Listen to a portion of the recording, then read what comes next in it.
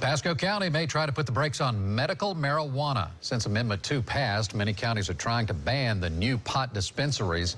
But today at a workshop, some experts offered some advice. Don't fight the future. News Channel 8's Jana Jones was there for that workshop, so how did it go?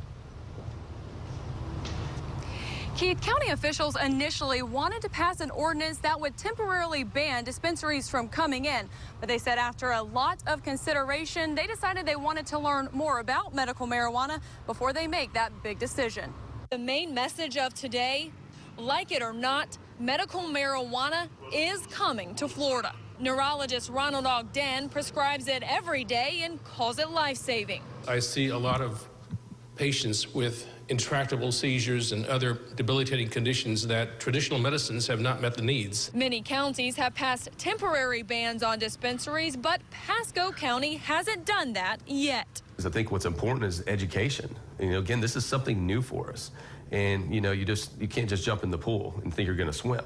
If a ban were to happen in Pasco County, it would be because of zoning. Where the possible dispensaries would be.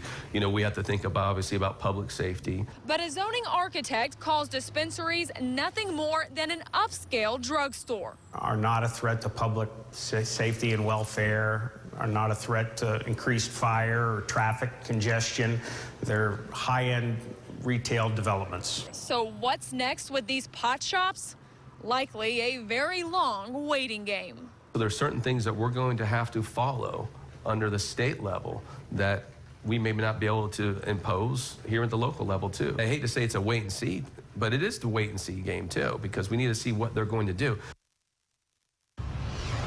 Officials say they are listening to those who need medical marijuana, and they're also listening to those parents who say that they do not want those dispensaries by their children's schools, and they'll make that decision next week. Keith? Well, they've been talking about this before the election. They've been talking a lot about it since the election. I guess there's just a lot of wiggle room and details to work out, and this topic's not going away anytime soon, is it?